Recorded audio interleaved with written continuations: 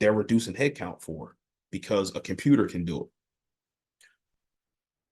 So my point in saying that is, if you have any type of like special skill, or you want to invest in, let's just say, real estate, because real estate is one of my favorite things to invest in, because people are always going to need somewhere to live. And if they can't pay, then you always have subsidized housing. Like you have Section 8, that the government can pay you. So and that, to me, as I'm talking, I'm thinking about having something now to pass down to my son and my wife if I end up passing away, that is something that they can have that's going to generate income for them as long as they manage it right until they pass away. So if their jobs or careers don't work out because AI is taking over, whatever the case may be, they have something to fall back on, or we have something to fall back on that can take care of us. And one thing that we're not factoring in is that we, depending on who you ask, we did the right thing by reducing our debts, reducing our expenses. And that's one other way that we're not taking into account, to not to stress yourself out and have to continue to hustle and grind, because at the end of the day, while we're working, we're working to maintain a lifestyle. But in that lifestyle is debt or expenses. So if you can reduce your debts, credit cards, car payments, student loans, different things of that nature, then you don't have to make as much money unless you choose to. But I'm saying that to say that the real estate piece, or a business that you can pass down to your family, is something that, if you're on the fence of should I do that or not, and you have the means and you have the time to do it, I would say, hey, go ahead and do it. Because you never know, like, in your head, you're thinking that what I'm doing now, I'm going to be doing for as long as I want, or as long as, I'm just going to continue to do this. But we're not factoring in those other things that are at play that we're not even thinking about. Reducing headcount, you know, we're just going to eliminate your position.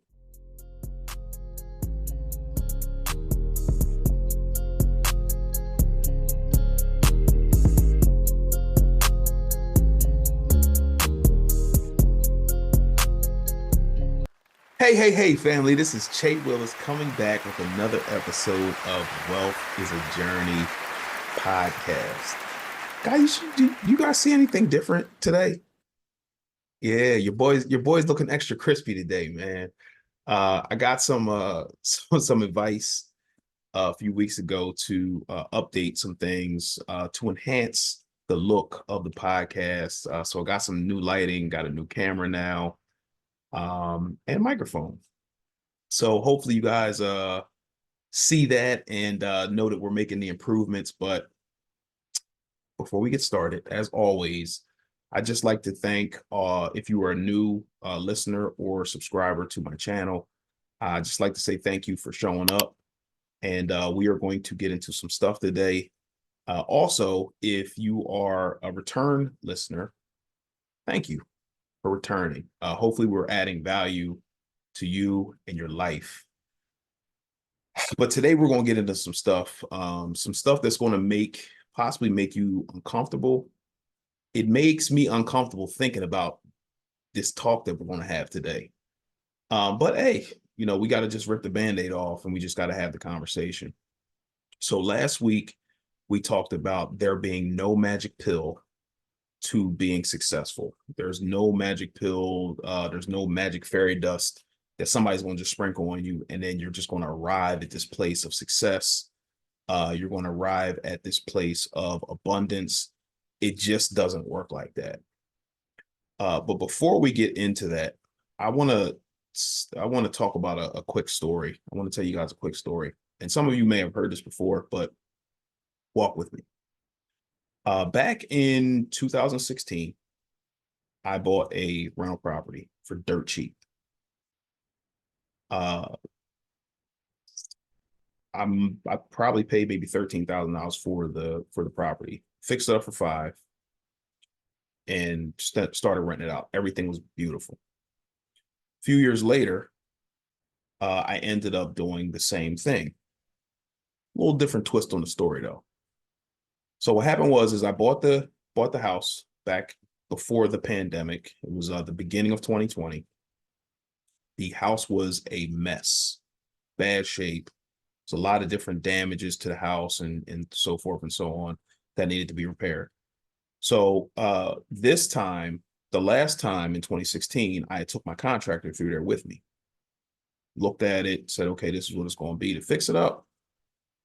Now the house in 2020, I ended up going there by myself with the realtor, looked at the house.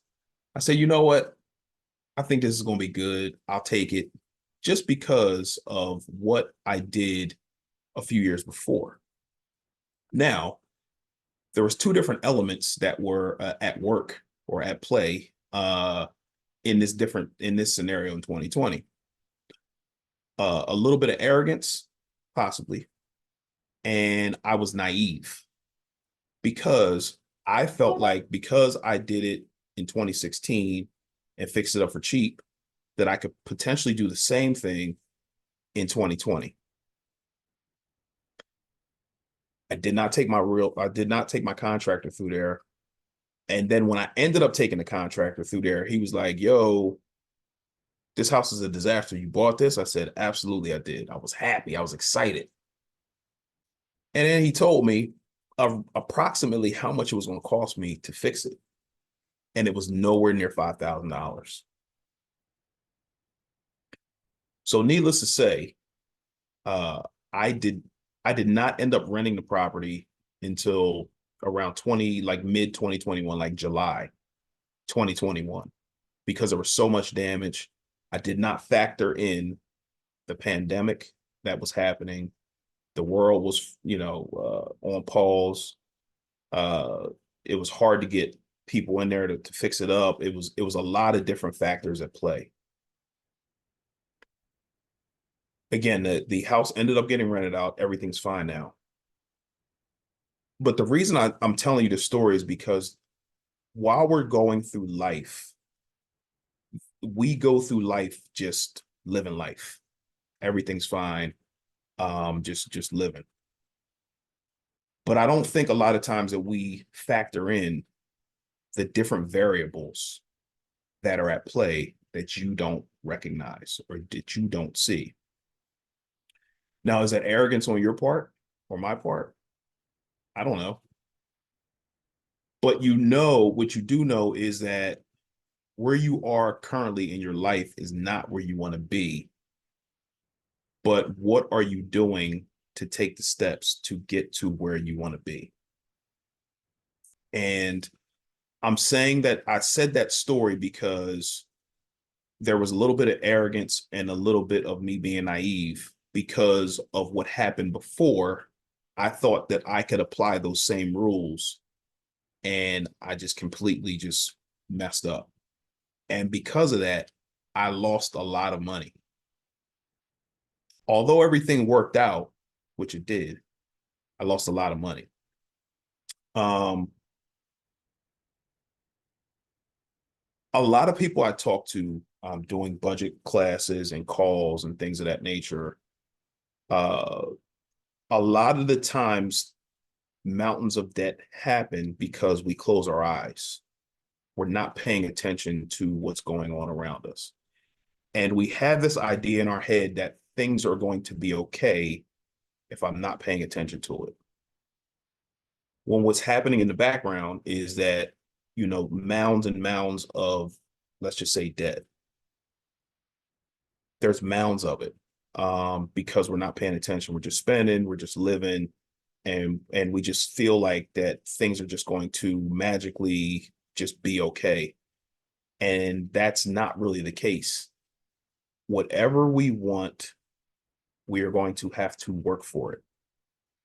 Um, One of my favorite shows to watch is CNBC. The reason I love to watch it is because although I don't know everything about the stock market, how things work, I'm educating myself. So if I'm at home, I'm washing the dishes, I'm watching. If I'm out on the road, I'm listening to it just so I can familiarize myself with different things that are going on in the market, different companies that I'm invested in, just so again, I know what's going on so I can pay attention. One thing that is a big push if you guys are not paying attention is artificial intelligence. Artificial intelligence is a huge push right now in the stock market. Like a lot of companies or a lot of people, shareholders, are investing in companies because they're using artificial intelligence. I don't know if you guys are paying attention, but a lot of these companies, like just say Walmart, or you're going to uh, the grocery store, how many less people are checking you out, like scanning your groceries and things like that?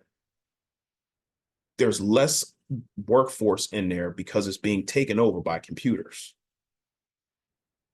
And one thing that's kind of scary to me, as I'm watching CNBC, is that a lot of these companies are cutting workforce, but a lot of these companies are not replacing them. They're replacing them with artificial intelligence and or computers. So think about 3 years ago, 4 years ago, when you went to Walmart, you had 40 different lines that were, being worked by people checking you out. Now you go to Walmart, there might be 5, 6 lines of people checking you out, and then the other is self checkout. So why am I saying this? I'm saying this because we're just living life, um, not saving for the future, not investing now, not having our spending under control. And if you're paying attention to the things that I just talked about, they're not just using artificial intelligence or computers in Walmart, they're using them in these large companies to replace people. So think about the person who's just, living life, and then they one day they're not investing, besides their 401k. Their spending is not under control. They have a mountain of debt. They walk into the office one day and and their boss says, "Hey, listen, come to my office. Unfortunately, we're going to have to let you go." Like I talked to 2 different people in the last couple of weeks that had that happen to them. They got let go. They're just reducing headcount. And along with that, if you're paying attention or you're watching the news or watching shows like CNBC, you'll notice that people invest in companies to get a return. And a lot of companies' biggest expense is labor. So if these companies can trim the fat, meaning people, if they can reduce headcount and workforce and replace it with a computer or artificial intelligence, they can report to their shareholders saying, "Hey, we're reducing labor and then we're investing in AI to replace these people." Like that's a real thing. And shareholders invest in those types of companies that can do more with less. So if you're not paying attention to those things, like that's a real thing. But going back to that person, now what are they going to do? They don't have a job. They have a mountain of debt. They're just living life. They have no plan. What do? Now, can they get another job? Absolutely. But could it happen again? Absolutely. Which is the reason why on this podcast, we talk about investing. We talk about budgeting, getting your spending under control, because it's going to be easier for the person who loses their job and has an emergency fund set aside for a rainy day, who has their spending under control. Also, the person who's showing their kids how to do the thing as well, because that's how we're going to break the cycle of um, not knowing how to budget, not knowing how to invest. What's going on, family? My name is Che Willis from Wealth is a Journey. I don't know if you know, but I help families living paycheck to paycheck live the life that they want to live through budgeting and investing. So if this is you and you need help setting up a basic budget, which is the foundation to build any type of wealth, then book a free discovery call. Or if you are a beginner investor and you don't know where to go or where to start investing, go to wealthisajourney.com. Again, wealthisajourney.com. If you know somebody who needs help in either of these areas, make sure that you shoot on my website at wealthisajourney.com, wealthisajourney.com. Let's get back to the episode. Because it's 10 times easier to invest when you're not scratching and clawing for money to invest in the stock market. It's easier for the person who has a plan, who budgets every month, who has money that they set aside that they can then invest into the market. So if something like this happens and then you end up losing your job, it's a lot easier to take because you have other things working in your favor. So will it suck for me if I ended up losing my job? Absolutely. But do I have other things working if that happens? Absolutely. Now, did I do it because of that? No. But as I'm living life, as I'm paying attention to what's going on around me, as I'm watching the news and watching different investing shows and things of that nature, that's what's happening. So we really have to pay attention to what we're doing, because and getting over the fear of budgeting, because it's a bigger problem than you may think or you may know, because there's a lot of different factors that are going into you being successful in life or being unsuccessful.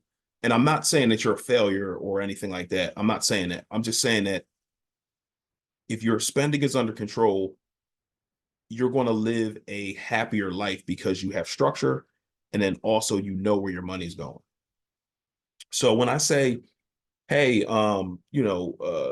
your budget together and make sure that your spending is under control, like, I'm saying it for one reason, but now as I'm paying attention to what's going on around me, like, I'm seeing that people who don't have their their budgets and things like that under control, it can end up being a bigger problem than you think. So um if you're on the fence about, should I start, I want to be successful, how, you have a lot of different resources. You have resources in myself. If you want to come to me to, get information on how to start budgeting, how to start investing, because what I'll tell you is it's going to be easier for the parent who's already investing, who's already budgeting, to show their kid how to do it. So again, we can like break this cycle of having our spending under control and things of that nature.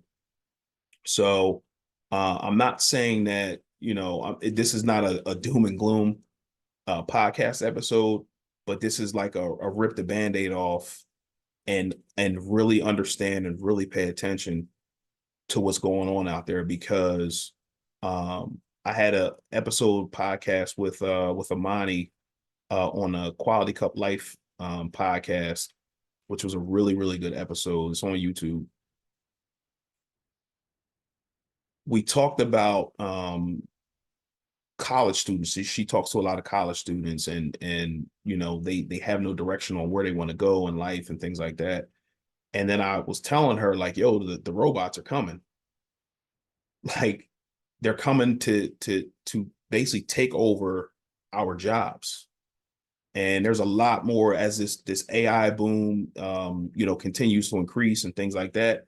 You're going to see a lot more people reducing headcount and reducing their workforce and replacing them with people who don't get emotional, people who do exactly what they're asked to do and they don't have a problem with it, people who don't have to take breaks because they could just keep working. So and then you get out of school and then you have a mountain of debt, and then you have a job or a career in something that's not really lucrative, and then also it may be something that they're reducing headcount for because a computer can do it. So my point in saying that is, if you have any type of like special skill, or you want to invest in, let's just say, real estate, because real estate is one of my favorite things to invest in, because people are always going to need somewhere to live. And if they can't pay, then you always have subsidized housing. Like, you have Section 8 that the government can pay you. So and that, to me, as I'm talking, I'm thinking about having something now to pass down to my son and my wife if I end up passing away, that is something that they can have that's going to generate income for them as long as they manage it right until they pass away. So if their jobs or careers don't work out because AI is taking over, whatever the case may be, they have something to fall back on, or we have something to fall back on that can take care of us. And one thing that we're not factoring in is that we, depending on who you ask, we did the right thing by reducing our debts, reducing our expenses. And that's one other way that we're not taking into account, to not to stress yourself out and have to continue to hustle and grind, because at the end of the day, while we're working, we're working to maintain a lifestyle. But in that lifestyle is debt or expenses.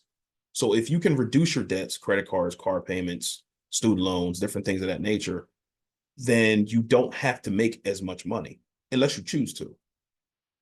But I'm saying that to say that the real estate piece, or a business that you can pass down to your family, is something that, if you're on the fence of should I do that or not, and you have the means and you have the time to do it, I would say, hey, go ahead and do it, because you never know.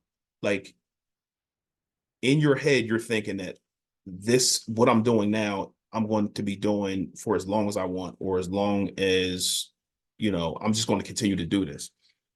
But we're not factoring in those other things that are at play that we're not even thinking about. Reducing headcount, we're just going to eliminate your position, things of that nature. So we got to be more vigilant with how we're spending our money. And I'm not saying don't spend money at all. I'm just saying, just have a name for your money. Like every dollar needs to have a name. So if it's going towards paying down debt, if it's going towards investing, If it's going towards starting that business, if the money that you have is going towards something, then we're on the right road. Because where we get into trouble is we make money, we pay our bills, and then the money that's left over from paying our bills, it just sits there until it just disappears because we don't have a name for those dollars that we have after everything's left over. So again, not a doom and gloom podcast, but this is real talk.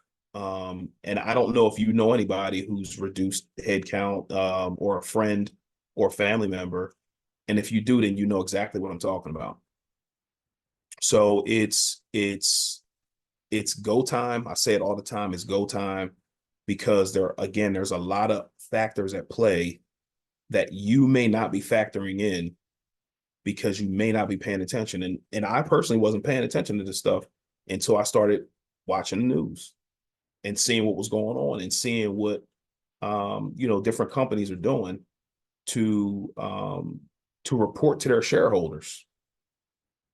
Like, at the end of the day, the shareholders aren't trying to hear like, yo, we're overspending, or hey, we're not making this mark that we told you that we were going to make when they report. Like, they don't want to hear that, because if they don't hear the right things, then the stock is going to end up going down. And if you don't believe me, look at Tesla. It just happened in late January.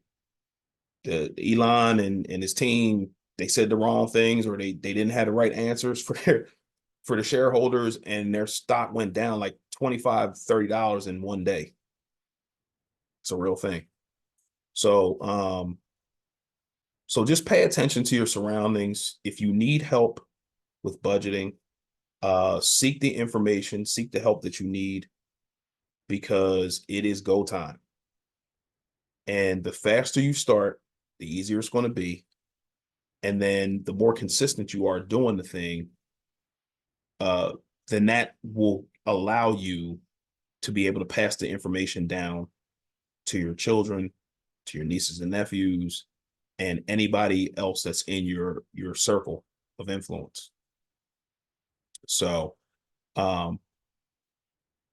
hopefully this podcast has helped somebody.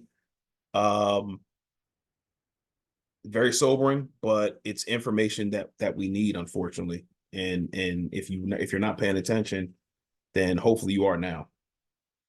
So thank you guys for tuning in. We have some new and exciting things coming up in the next few weeks. And just trying to give good information, good content that's going to help somebody's life, and get you moving in the right direction. Whether you're, an entrepreneur, a 9-to-5er, married, single father, single mom, just trying to get you information that's going to make you a well-rounded person. Different pitfalls that I've, fallen into, and things of that nature. So just trying to get you that information. So again, hopefully this helps somebody. Wealth is a journey. Thank you for tuning in. We will see you next week.